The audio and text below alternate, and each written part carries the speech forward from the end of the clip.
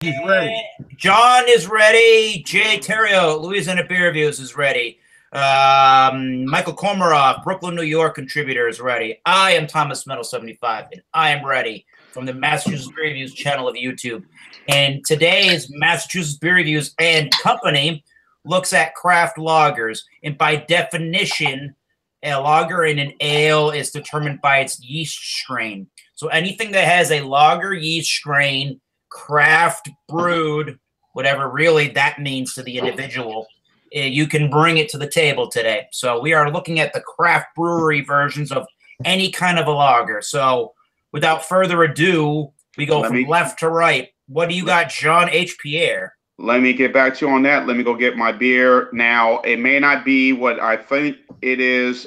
I was kind of whiffling on getting the Blue Point toasted lager, but since that's owned by Anheuser-Busch InBev, they bought the company, I think it was 2008, 2012, I'm not sure.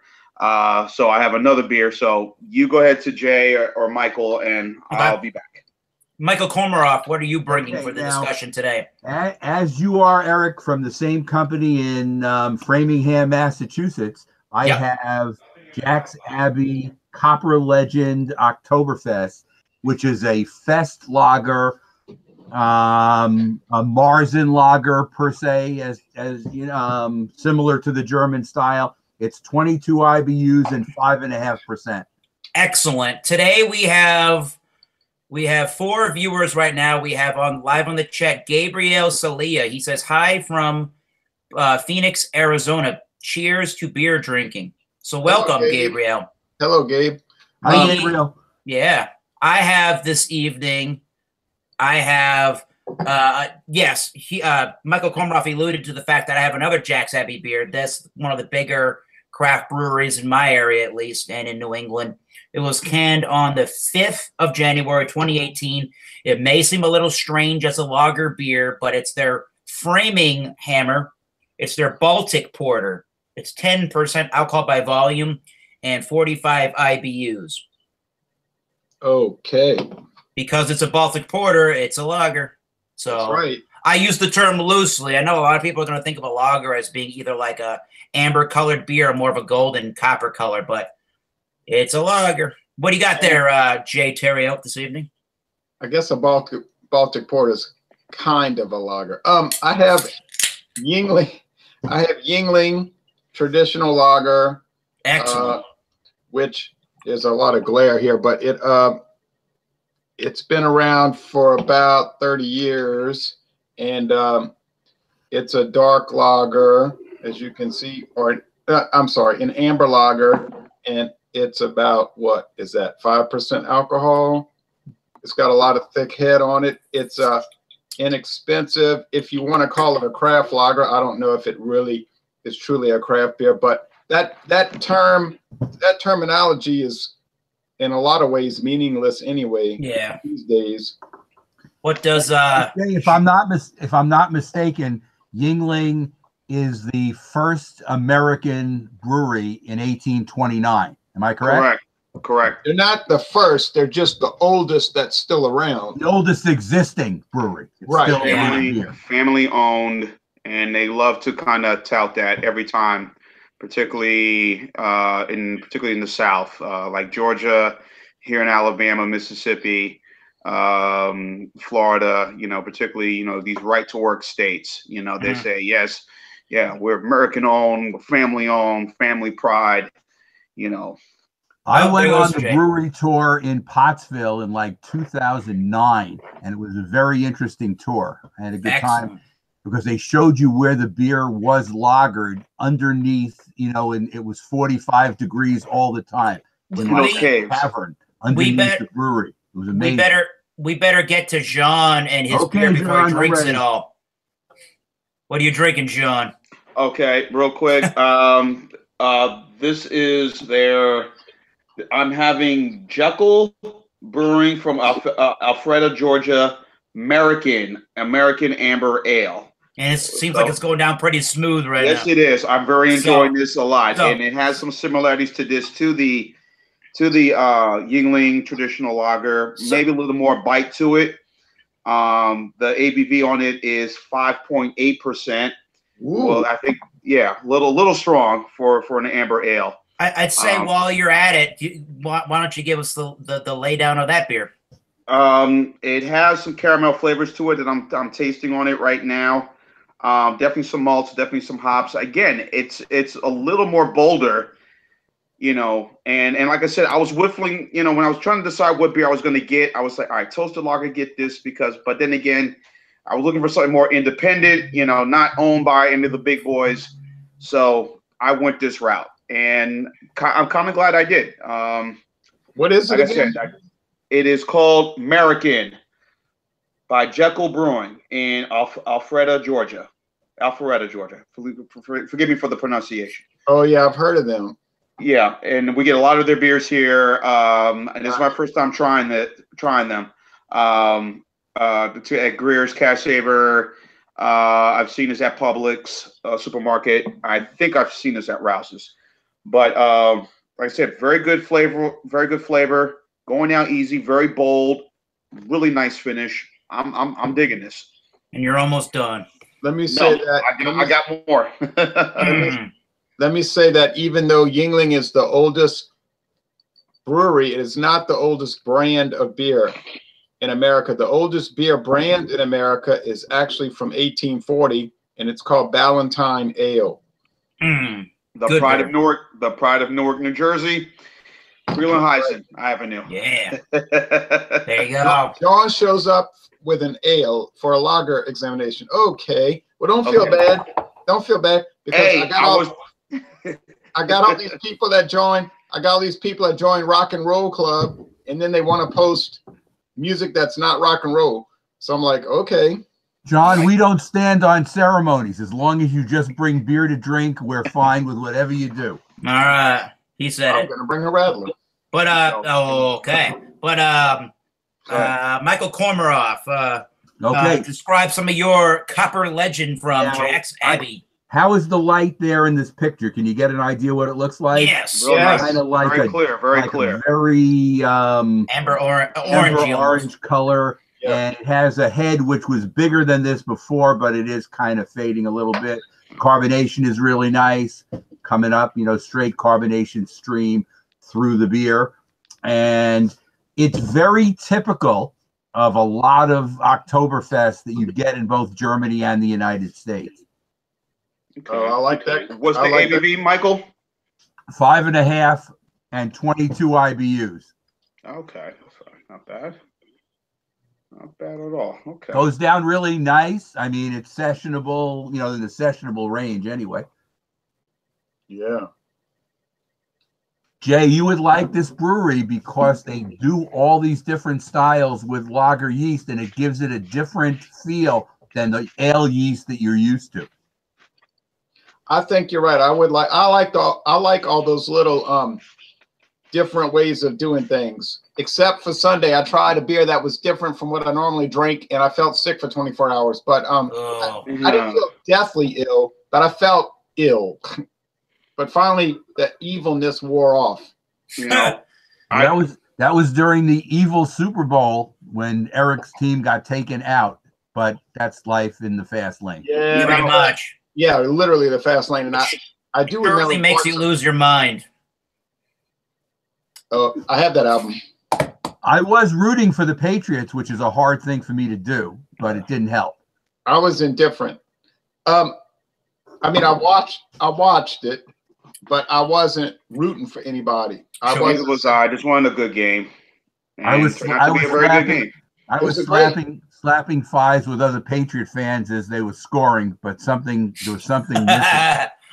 Yeah, more scoring. It was a great game if you have no regard for defense, but I guess. Well, early on, it was looking like it was going to be a defensive struggle. You know, it was like 9-3 going into the second half, going to the second quarter, and then all of a sudden, boom, here comes the offense. You know, yeah, then it started looking like arena football.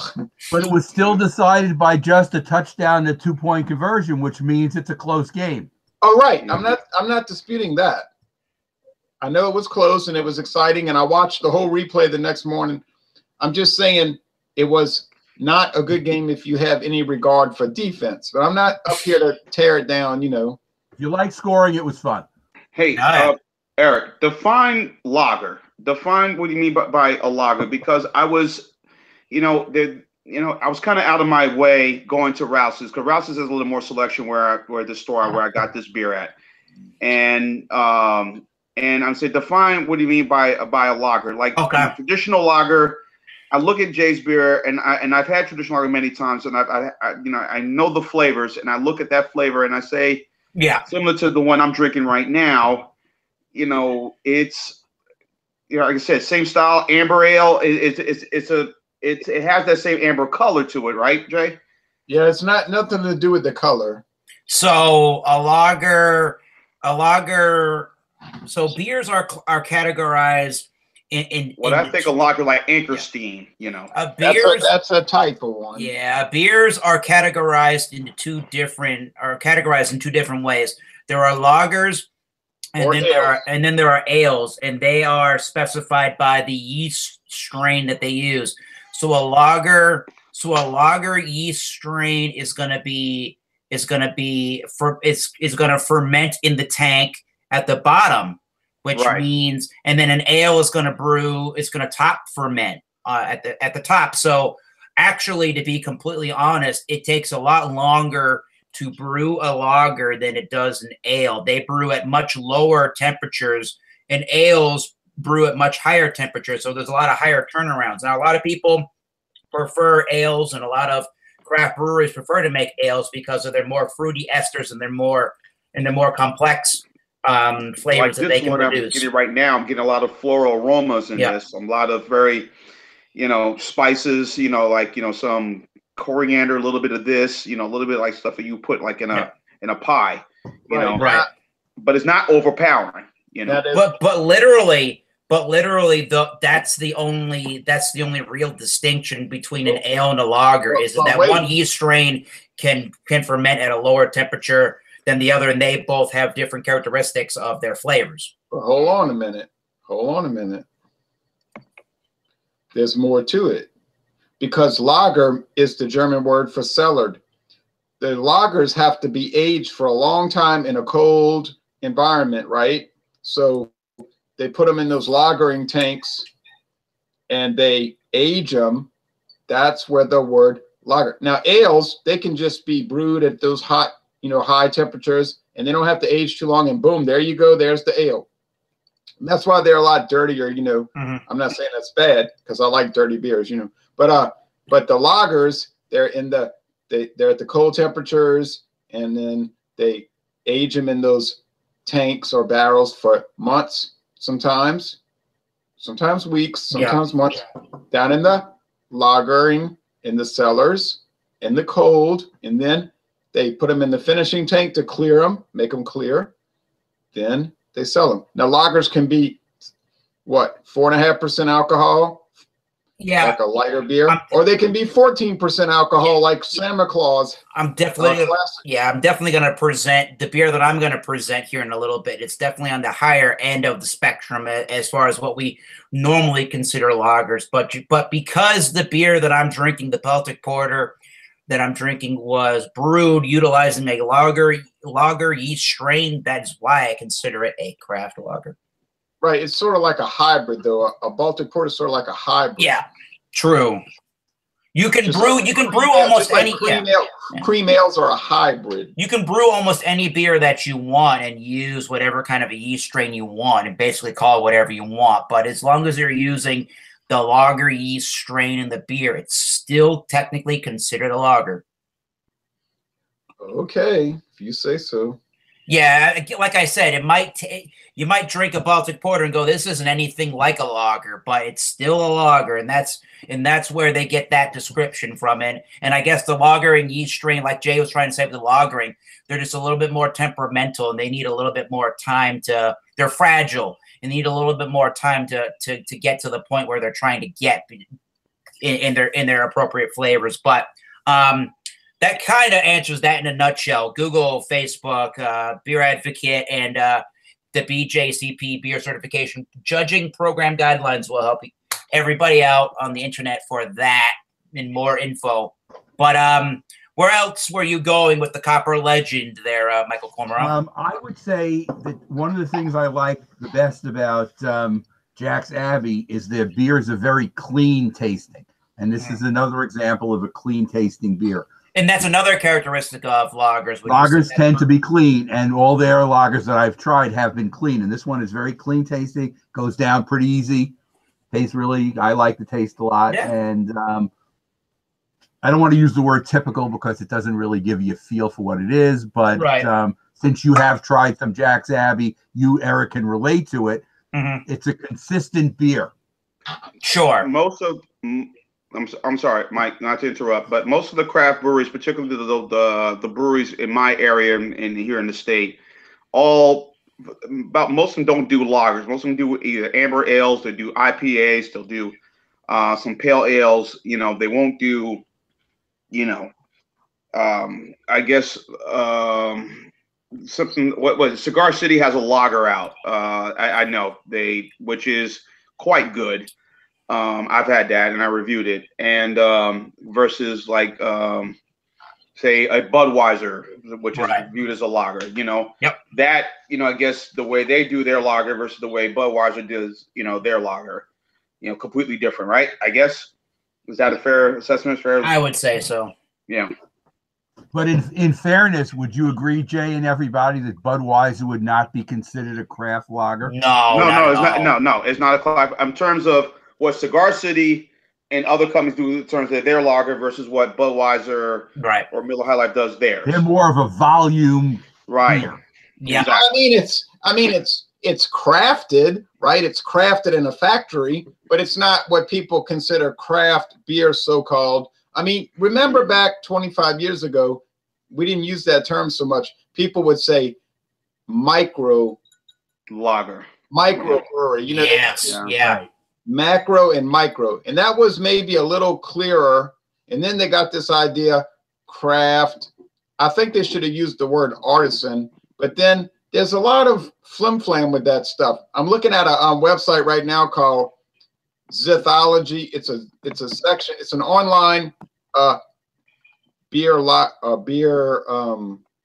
kind of like encyclopedia instruction manual, like a database. Not a database, but it's called, it's like Learn to Be a Beer Expert. Oh, yeah. It's called Zithology. And they give right here the difference between lager beers and ale beers.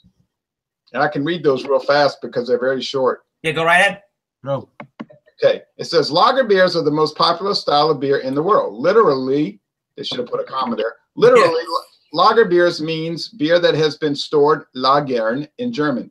Stored. This type of beer, which is bottom fermented, like Eric said, was invented in Germany by a Bavarian brewmaster who introduced it in the Czech town of Pilsen, which is also where we get the name Pilsner. Lager beer has a crisp, bitter taste and is light in color.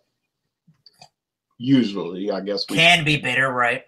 Right. The beer is fermented at low temperatures using lager yeast in a cold maturation step. There are three types of lager beers: Pilsner, Helles, and American lager. Okay, ale beers. Ale is a type of beer brewed from malted barley using a top fermenting brewer's yeast. This yeast ferments the beer quickly, giving it a sweet, full-bodied, and fruity taste. Most ales contain hops, which impart a bitter herbal flavor that helps to balance the sweetness of the malt and preserve the beer. Ales typically take 3 to 4 weeks to make, although some varieties can take as long as 4 months. And then they give the types: pale ales, Abbey beer, Trappist, double, triple, quadruple, lambic, goza, and a wheat beer. And this is from Anheuser-Busch InBev 2018, their section called Zithology. Yeah, that's pretty much describes that in a nutshell. And if, again, anybody has more questions or comments about differences, feel free to post them in our chat, and I will address that to the group, and we can certainly try our best to answer those questions as we know how to. Yeah. But I'm curious about we'll let John and Michael Komarov sip on their beers and think about those ones over the course of the examination. But I'm curious. I know most of us has probably had Yuengling. I know it's still not within the entire United States, but describe us the Yuengling lager, traditional lager this evening. Okay, and then Jean and Michael will tell us, and you. Okay, well, Yuengling, I got a special, and it's really a special at Mathern's and at some local convenience stores because they have the 6-pack of pint cans, these tall cans. I could have done this last week, tall cans. $5.99. And when I was at the convenience store, Circle K, which is a common convenience store, they had them. If you bought 2 cans, it was $2. In other words, $1 a can. But you had to buy 2, so I bought 2. And it had a beige head. It's very thick and thick, and there's a lot of, you see, there's a lot of lacing on this beer. Look at all that lacing. It's amber, but it's a light amber. Now, the aroma, and I'm gonna go fast, is sweet and toasty. If you like sweetness and toast, I like toast. I like to eat toast. Not every day, but I like to eat it. It's got that character. The flavor,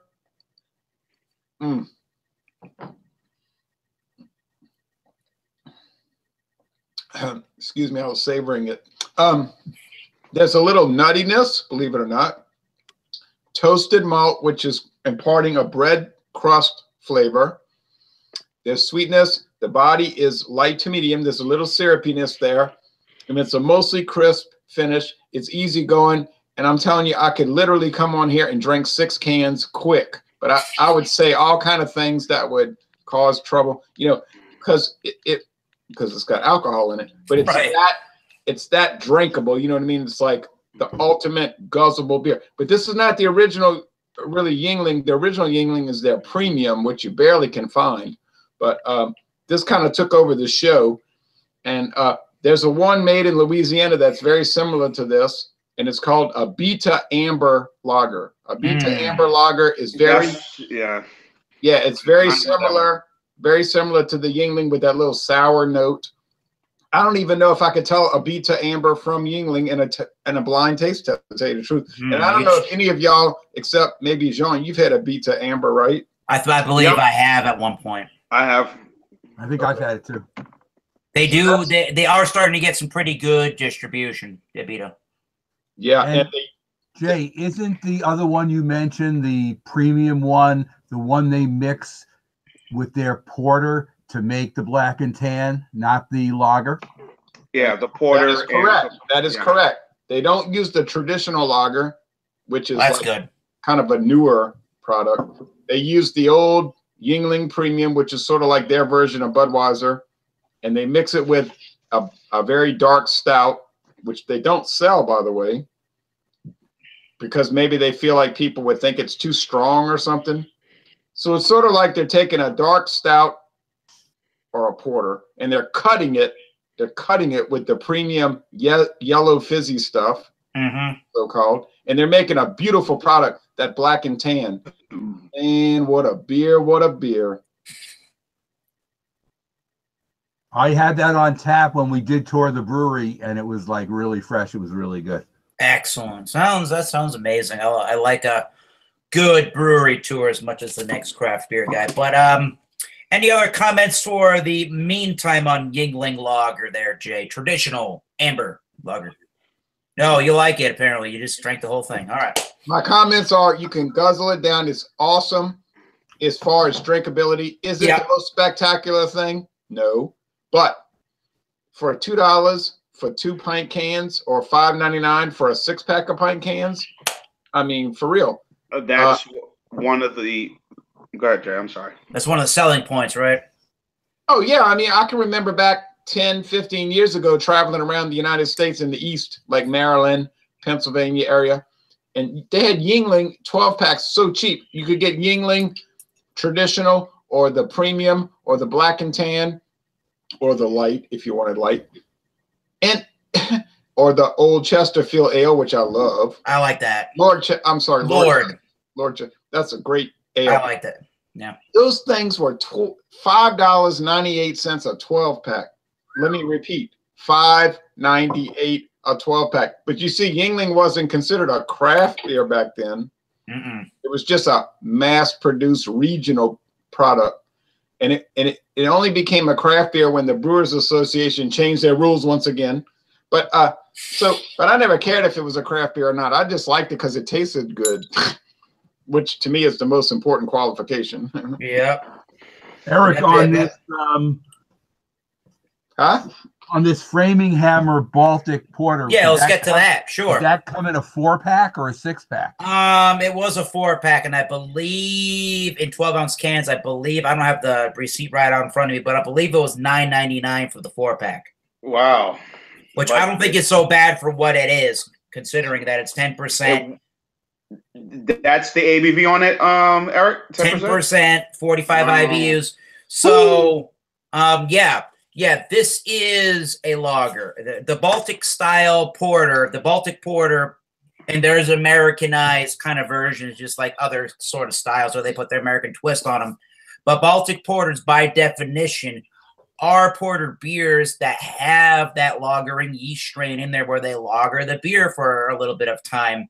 Now, according to Beer and Brewing, or actually, before I get to that, according to the BJCP, with a little bit of information, without going into too much details from their 2015 guidelines, they say a Baltic porter often has the malt flavors reminiscent of an English porter and the restrained roast of a Schwarzbier, but with a higher original gravity and lager content than either. It can be very complex with multi-layered malt and dark fruit aromas, and they can be anywhere from 6.5 to 9.5 and 20 to 40 IBUs. And one of the beers that we did early on, Michael Komarov and I, was, if I'm pronouncing it correctly, it was called the Zwartek Porter. And now that's Porter. It's a ZYWIEC from Poland, and that's a common commercial example of a Baltic porter. So this one here. Oh yeah, Zebusch. Yeah, that's considered a Baltic porter, but this that's one now owned by Heineken. Go figure. Right. Yeah. This one won a World Beer Cup won a gold in the World Beer Cup in 2014. But let's get to the look on the beer. I have it in a Narragansett chalice glass, and I did have a Narragansett lager in there beforehand. And there used to be a bigger head on the beer, but it died down to that fine rim. There's a little bit of legs. I think there you go. You can kind of see them in there. Definitely tiny bits of ruby red around the bottom of the glass over this way, but definitely black as night, as they say. What's the nose like? I'm definitely getting a lot of dark chocolate, some light notes of raisins and figs. A roastiness reminded me of fresh ground coffee before you even turned on the coffee maker to brew it, just like the ground coffee. It's like you grind the coffee beans and you smell it that way. Almost like a Maxwell House or like a medium roast kind of a coffee, like a Dunkin' dark roast maybe. And that's kind of it. I mean, there's a little bit of sweetness. There's a little bit of that brown sugary molasses type sweetness. And yeah, definitely brown bread. Definitely some malts in the background, but it's actually kind of light in the nose for what it is. And to be completely honest, as you were describing with the Jack's Abbey beer you have in lagers in general, it's overall pretty clean and not boozy to any real degree. So let's see about the taste of Framing Hammer Baltic Porter. Cheers. I don't know why I just did that. Oh, because you have a lot of frivolity in you. Seems like a heavy metal kind of a beer to be Viking oriented. And yeah, you got to watch out at 10%. Don't be driving around doing stupid things. Definitely the mouthfeel. Like stealing chairs from a stadium. oh yeah, good Eagles fans. Anyways. Sorry. Anyways, bring this back to reality. Mouthfeel much larger than the nose. There's definitely 10%. Let's put it this way. There's a bigger alcohol percentage note and feel to it. It definitely warms, but there is no heat, There's little heat, I should say, no burn whatsoever. There is a sticky kind of a consistency to it. There's a little bit of a like a syrupy molasses or brown sugar thing, but not a huge amount of it. It's definitely there. Definitely big dark fruits of raisins, plums, figs, big chocolate notes, big roasty notes to it. Again, brown sugar. I just say it's like a big porter beer, but it's actually, dare I say this, it's actually extremely drinkable for what it is, because of the way, like Michael Cormack was describing with his Jack's Abbey beer, because of how they must be using the lager yeast strain. The finish is, I would say, on this one semi-dry, but in me saying that, for the style of beer that it is, it's very, very, very clean for a bigger 10% Baltic Porter. So it has that clean, crisp consistency about it. There's like medium carbonation. I would say it's a high side of medium towards full. If you called it full, I would agree with you on that. And it's pretty drinkable for what it is. Is it refreshing? No. Is it a great beer in the summer or summertime? No. It's good in the winter and the late fall. They do a lot of different varieties. Go ahead. I was going to say, Eric, any sweetness to that porter? There's definitely, like I was describing, I'm definitely getting some, even a little bit of an oily stickiness. I'm getting a little bit of molasses and brown sugar.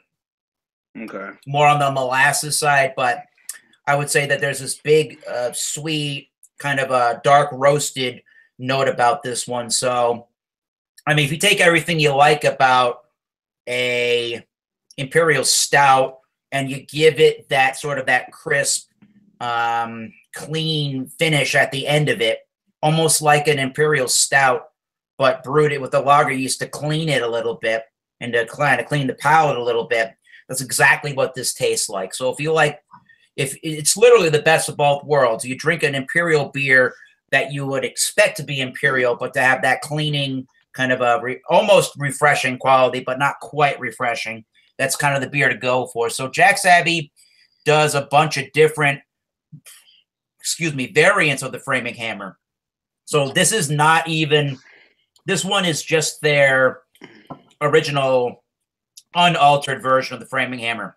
They do a barrel aged, they do a brandy barrel aged, they do a coconut barrel aged, a coffee barrel aged, a mole barrel aged, and a peanut butter and jelly barrel aged version of the Framing Hammer.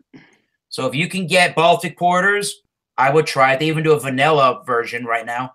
And if you ever see Jack's Abbey and you want to try a good big beer, this is one to try. I might have to buy this every now and then. I think it's a year-round beer, and for it kind of being the way that it is, it could be nice every now and then with a cigar or a big piece of dark or a red meat or a big cake. Eric, when they entered the market, they saw that the IPAs were doing well. So now they have their own India Pale Lager, as other companies also have. And I'm trying to think of the names. You probably know the names. They have one. They have a couple of them that are like that. But the big one that set them apart is called Haponi. And I did a review of it on my channel. Haponius Union. It's called Haponius Union. Yep. It's their West Coast version. It's their West Coast IPA brewed with the lager yeast strain. And John, you might find it interesting because it doesn't have the front end characteristics that the ale yeast does give an IPA. It's different. I gotta give shout outs. I gotta give shout outs to this gentleman named the number 2 10 with the number 2, the word 10 and the number 90. 21090 Brewing. He says, "What's up going on? What's up, guys? What's going on, guys? Cheers. Looks nice, making me thirsty. Nice review, Eric. Just subbed to your channel. So thank you, sir. We do this every Wednesday at 7:30 Eastern Standard Time. If you want to join, let us know." Okay. So yeah, there's definitely at the end of the beer, before I shut up here, it definitely thins out just a little bit, but it's still, I still would say semi-sweet. Pretty dry towards the end, but it's definitely got some sweetness. and it just is kind of has a clean and crisp feeling about it. So if you ever wanted to know what a clean and crisp, like, I don't know, like an Imperial Stout would taste like, try Framingham or a Baltic Porter. You might be surprised how much you like that.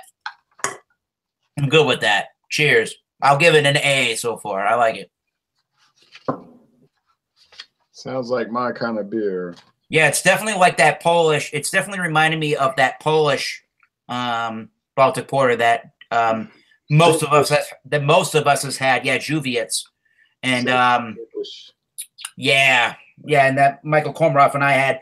It's just a bit bigger of a version of that beer in the mouthfeel. So if you still like that same beer and you want just a slightly bigger body to the beer, Framingham is exactly the beer you want. So I'm done with that beer. I'm good with that. 10% ABV. That's woo, you know. I don't know if you could. A lot of ABV, boy.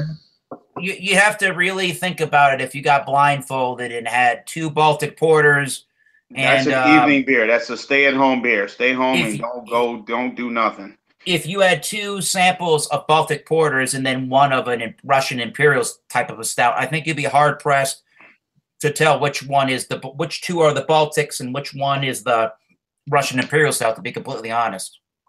What about the 45 IBUs, Eric? Can you taste any bitterness at all? Now, unfortunately, Jack's Abbey does not tell you on their website what they're brewing with in their beers, but there's a little bit.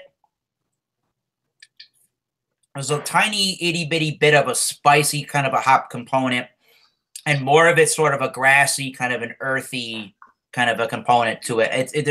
There's the figs and the plums and the raisins that you're going to get from how they roasted the malt. But for me, it's more about the spice and that, what did I say? That earthiness that the hops kind of give you. It's almost like if the hops weren't there, I think that the beer could be potentially too sweet. Because mine is 22 IBUs and there's no bitterness at all. I mean, it doesn't even taste 22. It tastes like less than that. I said it a lot, and I want to hear what Jay's thought is on this. But even when you get to say like 10%, 8, 9, 10%, sometimes the alcohol percentage can give you its own type of a bitterness that's not even hop related. So you're tasting the alcohol, not the IBUs. Not so much the hops, but I'm wondering what Jay might think about that. Well, I think that I don't really find it makes it bitter. It just might make it boozy. But I find what makes it bitter is if they have the roasted malts if they're too dark roasted, they taste burnt, and like burnt things will taste acrid. That acrid like bitterness from like burnt stuff. You know what? Now that you say that, I could be getting a little bit of a souring twinge to this one, like a lactic kind of a milk sour sweetness before it dries, if that makes any sense in a beer like that. Hey, I want to read something about this. However it's supposed to be said. The Germans pronounce it Sebusch Porter from Poland. It's 9.5%. The one you were talking about. It's the really famous Baltic Porter. It says okay,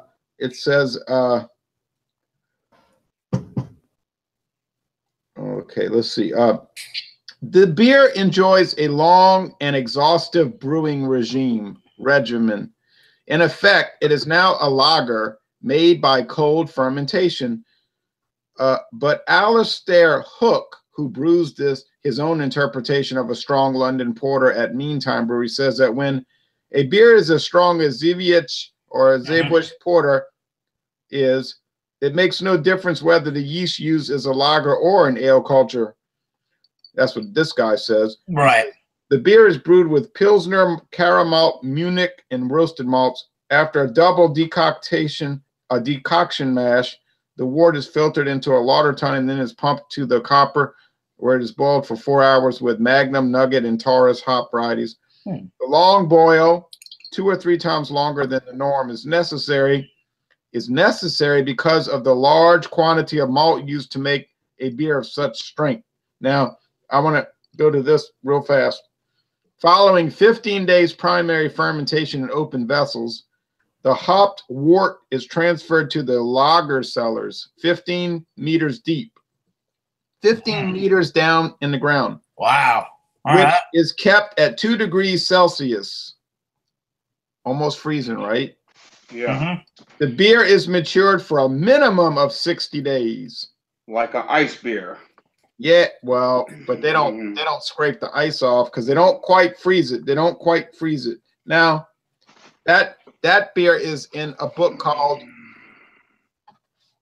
300 Beers to Try Before You Die. Yep. And I tried it, and I loved it. But I bet I would love that one that you're talking about. I think you really would. It's got a lot of character going on with it, but for being 10% and kind of having that clean and crisp lagering yeast is actually a really nice addition to it. It keeps it a little bit more I don't know, it just helps out with the drinkability a little bit, and it doesn't feel like it weighs you down, which can kind of be a dangerous aspect about it, but that's kind of what I like about it. So I'm good with that beer. I like it. And by the way, I found out on the website that this is a January release, and they do mention the only thing they mention that they use in the beer to brew it is oats and brown sugar. So me saying brown sugar sweetness is correct. Brown sugar, huh? Yeah. Brown sugar. How come you drink so good? I can't see the date on my beer here for whatever the reason. Hopefully I have that album. Here it is. Okay. Sticky fingers. I have that album. Okay. So give us the date. Give us your final thoughts on an ale during a lager review. Yes, America. It says America. I apologize for everybody who watched tonight. That yes, I brought an ale. I thought I was going to bring a lager, but our 4 live viewers are disappointed in you. Yes, and I should have gone to the other store and found something else, but oh well. Anyway, like I said, this is a little more bite, a little more kick to it compared to some other ambers, like even the Jay. Did I ever give you the Fairhope amber? What was it? I walk, therefore I amber from Fairhope Brewing. No, I never had that one. Okay. All right, it's that one was a little bland. This one has a little more kick to it. Again, the 5.8 gives it a little more flavor. There's a little sweetness to it. As I mentioned, there's some spices, there's some caramel, some malts and hops, but the caramel, the little sweetness gives it a little better, and of course the amount of alcohol gives a little more kick to it with my hands. Yeah, and I do it a lot too. Yeah. So it's a very enjoyable beer. I will get me another one of these so I can review. I've already drank 2 of these already. So good beer. Very excellent. John, where would you put it in the B+ category? Where would you put it as a grade? Grade, I would probably put this as a B+. Yeah, definitely 8.5. Excellent, sir. Great review. Sounds like a beer I'd like. If you can get, it's based in Alpharetta, Georgia. I'm sure, one day this company may end up being bought out by somebody, and they may end up saying, "Hey, I hope it doesn't happen." But hey, if a beta can get up to Massachusetts, why not? Why not? Oh, Michael. By the way, I think I'll give the Yingling a B+. Okay, that's where you are today with the beer. But I'm not sure if it's 5%. I can't find out what the thing. I think it's 4.7. I think it is. Yingling traditional. I think 4.7, 4.8. I could be wrong, my friend. So, but I'm gonna give the Copper Legend an 88, which I guess in my terminology also would be just right on the B+. Yes, if you're using a college scale. Yes. And the only reason it's probably not a little bit higher is it's lacking. I guess if you compared it with German Oktoberfests, there's like maybe it's a little below that. Is it a little bit Oktoberfest? Is the lager yeast playing a little bit too much influence? Maybe they're using, obviously they're using it as their main component. Maybe a little much. Is it not as hearty as like German varieties you might have had in the past? That's what it seems like to me. But you're splitting hairs though, because it's like it's on the edge. I found out on the Yingling website that we're all wrong. That Yingling traditional lager is only 4.5%. That's the Yingling's website. Yeah, I'm looking at it right there. How about that? How about that? Obviously, it doesn't taste that way to you as a lower scale ABV. I don't know. I couldn't really taste out. I mean, that could be splitting hairs, trying to go from 5 to 4.5 and trying to guess, right? Yeah, and it says rich amber color, which it had a medium-bodied flavor. What did I say? Medium body. Yeah. Roasted caramel malt for subtle sweetness. Didn't I say sweetness and syrupiness? Now, oh, and I was right. It said this was resurrected in 1987, and I said about 30 years ago. So I'm not totally. John, does the Jekyll Company make a full line of beers?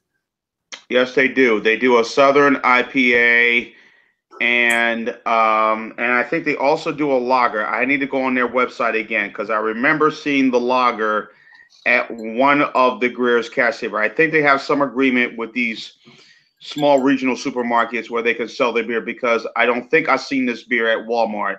I've only seen this at Greer's and at Publix. So I've never heard of it. Yeah, Jekyll. Greer's. Owned by David Allen Greer? No. Jekyll, yeah.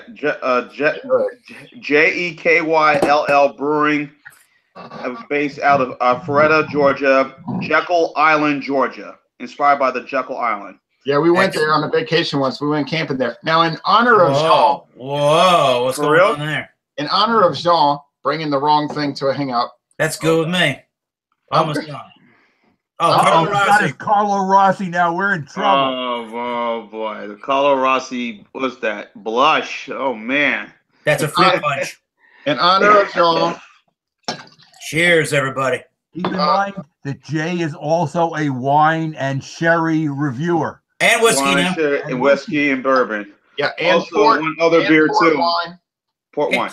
Now, Jean, to be fair, I did not open this and pour any of it.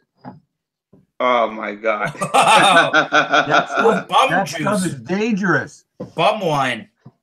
Yeah, that little thing, that little ad you posted on Facebook with the sandwich, and then I see a bottle of MD 2020. I'm like, yeah, perfect combination. Do you have any Thunderbird? No Thunderbird there? Now, wait a minute. No, I don't do any of that stuff. Wait, now the wild Irish Rose is only 17% alcohol. Holy shit! Yes. That warmed me up in New England today. I am very nervous about popping open that cap because but you know, this is deep. Wild Irish Rose Moscato. So, you know. Yo, what's your name? I can't even think of your name. Michael Komarov. Wow, that was embarrassing. I'm sorry. Michael, forgive Eric. He did drink a 10% beer. I want to give this. When I drink a really good beer, for some strange reasoning, I always think of a 93 out of 100. So write me down for 93 out of 100. 93 and an A. I think you got to get this beer, Michael Komarov. This one is. I mean, the lagering yeast strain is kind of oh my God, I don't get that beer. The lagering yeast strain in the beer is making this thing taste like an imperial stout with the same amount of full, rich flavor to it. Maybe the body is just a little bit smaller than, say, I don't know, say it's a little bit smaller than Founder's Breakfast Stout. But it's got more drinkability. The drinkability is much larger, I think, than that beer. But for the flavors that you're getting, and considering the fact that it has that crisp and clean kind of a lagering yeast strain to it, they're hitting the marks that they designed to hit. And by that I mean, they say on the back of the can, big, bold, and black. A lengthy conditioning period creates a silky smooth mouthfeel. I agree. At 10% alcohol by volume, this beer is sure to keep you warm on a cold winter night. Everything is matching up, and I think even at 10%, sure, this was only canned on the 5th of January. You could buy this beer and cellar it. It would Be good. I'll have to take a look to see if I can find it. What I was going to say about the Copper Legend, this is a 16-ounce can, and I think I paid $1.56 for it in the food co-op. That's not too outrageous. No, that's a good price. That's a good price. Now, Eric's beer is guaranteed to make you forget people's names in a hangout. Maybe $1.75 for this beer here for the American. All right. But the question is, John, how much was the Mickey's malt liquor? How much did that cost? Yeah, get to the real lager beer here. Yeah. Oh, well, you know what? If I'd known that, I would have brought that then. Not exactly a craft beer, but it's a lager beer at least. Jay, who Helles makes Bock. these? Actually, Which company makes it? Wait. Oh no! Here we go. Drum roll, please. Helles Doppelbock. No, it's not a Helles Doppelbock. Oh no, not Doppel. It's a Helles Bock. Adjunct Bock. Now I'm wrong. There you go. Adjunct Bock. I like it. Am I wrong or am I right? I like how you said adjunct Bock. Mickey's Fine Malt Liquor is a Helles Adjunct Bock. No. Okay. John says whatever you say, guy, right? Hey, guys, hey, man, look, all I know is that this is going down easy. I'm going to take some pills, and I'm going to bed after this. No. We don't want to take pills. We don't want to take pills. It's only Wednesday, man. Wacky Wednesday. No pills. All right. I need to relax. I need to go to bed. Here's what I'm going to say about that. You want to relax. We have 1, 2, 3. We have the next 5 weeks of relaxation planned for you, Sean. Okay. All right. Definitely. Ask John and Jay the big question. Can you both get 6 points? No. Damn it. I can get Oscar Blues. I saw the list of Oscar Blues. I think I can get one of their beers. You want to move next week, Eric, to Oscar Blues? Yeah. I mean, I can get any of the ones that are on your list, so I'm okay with anything that everybody wants to do. I can get Dale's Pale Ale. I can get. Can you get Brooklyn? I can't get anything from Brooklyn. No. Oh God damn it! I can. Dale's Pale Ale, the G Night Throwback IPA, 1050. Of course, I can get that. All right. So here's what's going on. Do 6 point if you want to do 6 point. You don't have to have us. We'll just watch the dang thing. So here's what we had going on. I switched the 2 dates just then by Michael Komarov's suggestion. So now the way that this list reads, I have now Oscar Blues beer next week, the 14th. Oh yeah, I could get that. And then on the 21st of February, I have Brooklyn Brewery beers. I gotta go to a college baseball game. And then on the 31st would be 6 Point beers. Well, it's actually the 28th because February only has 28 days in it. I thought there was a what did I say? 29 days in February. Oh, 29. Or maybe it's only 28. There, you try to read a calendar. No, I wrote this. Okay, you're right. So that's the 28th. Right. Okay. That's the 28th is the 6 Point beers. And then I wrote down on the 7th of March, I wrote down sour beers. Ugh. You can get, Jay, you can get a sour beer even if you don't like them. You can get one. Unfortunately, I can get them. Just go get a Berliner Weiss. Unfortunately, I can get a sour beer. And then you had Samuel Smith on the 14th. On the 14th. Oh, why? Because I already have scheduled to do Cuddy Sark Scotch whiskey. On the 14th? Yeah, so now we have competing examinations. Now the question is, who will win? Who will win? That's what I got going on. You know, we can talk off air about that, and anybody that's still watching can certainly comment on the video with their own thoughts on that. But we can certainly talk off air about if some of these beers, because I want to include people in this. If some of these beers might be a little bit too difficult, even though I already bought some of the single beers, we can certainly collaborate on what might be easier for folks. So, yeah, I guess that's the examination this weekend. It was good. Backwoods Billy says sours are nice. All right, sweet. So I'm going to conclude. I'm not big on sours. To me, I think they're only good for the summertime, you know, Some of them. As Some of them. Eric knows I'm a Some of sour them. freak from way back, so I love I've started to like sours. I'm And gonna go buy some Warheads and some. Let's do our final concluding thoughts on craft lagers. Now I know that John's a little confused, but your concluding thoughts on craft lagers. Well, How's the Mickeys? Yeah. well, overall, on a lot of these craft lagers, like I said, I had the one from the Cigar City lager. I thought that was really excellent, and I could see tasting that versus drinking a Miller High Life or a Mickey's or even a Budweiser. More complexity, more flavor, and also more of that yeast, I guess, more beginning to show from a craft lager versus, I guess, a volume mass, as what Michael mentioned in those beers. Yes, I brought the wrong beer tonight. It was an amber, but still, it sounded good. Yeah, it was very enjoyable. But again, to me, those style of lagers, I really dig a lot when they really kind of let things loose and kind of go to the, let it be. Let the booze really take control. Don't make it too watery. Don't make it too light. So yeah. Eric, in conclusion about the Copper Legend, I did not mention it is both unfiltered and unpasteurized as well. Whoa. Mine does say that right there too. I think all their lager beers are unfiltered and unpasteurized. Yep, they're pretty amazing stuff. I went there over the summer with a bunch of buddies that live in that area.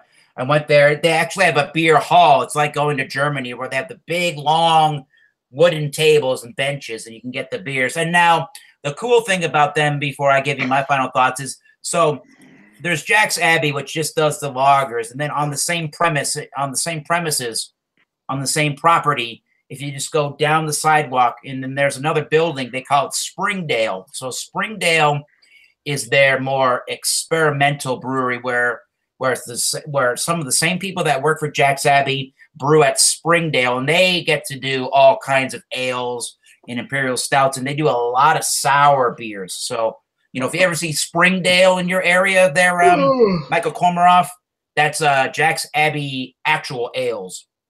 Oh, okay. So there you go. But my thoughts and conclusions are Baltic Porters. I've had a couple of them, and the Framingham Baltic Porter is a really nice, easy drinking version. I think with craft lagers, it's just like with any beer style.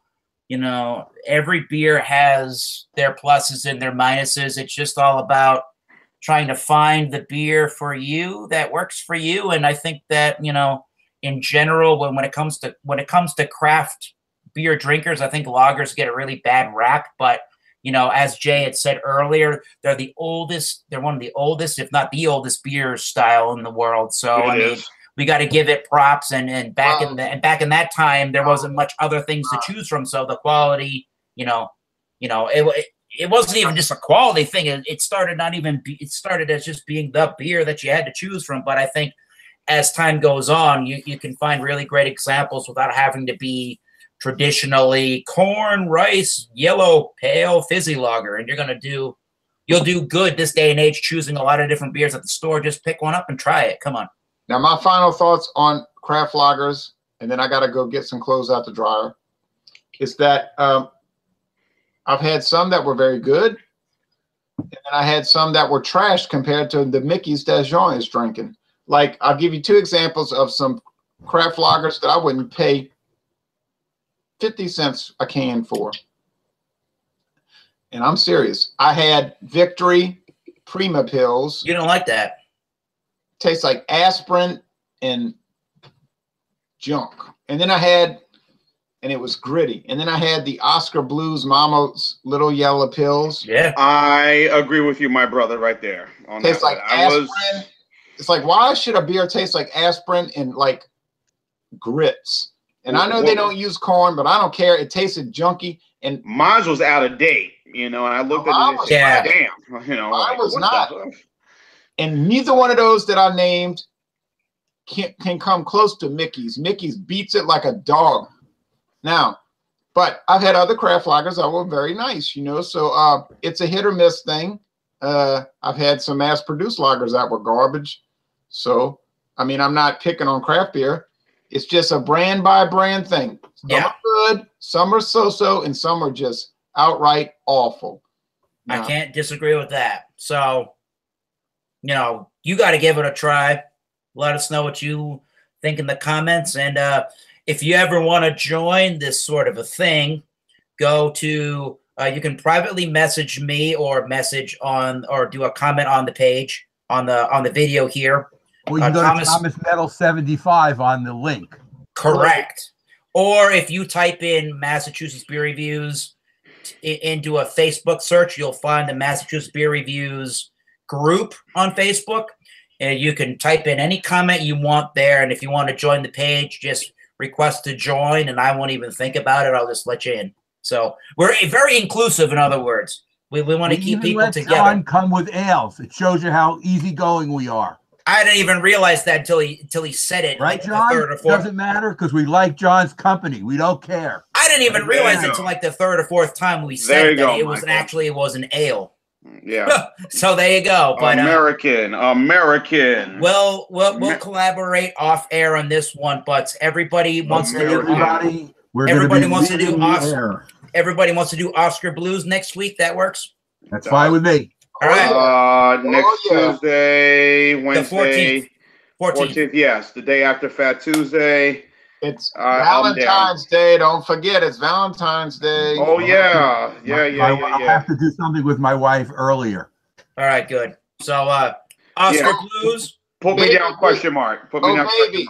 Oh baby, we were gonna go out to dinner for St. Valentine's Day. But the beer examination is vital. Off air. We go. Oscar Blues, Valentine's Day. Get your loving 12 or 16 ounce can and let's do it. Okay.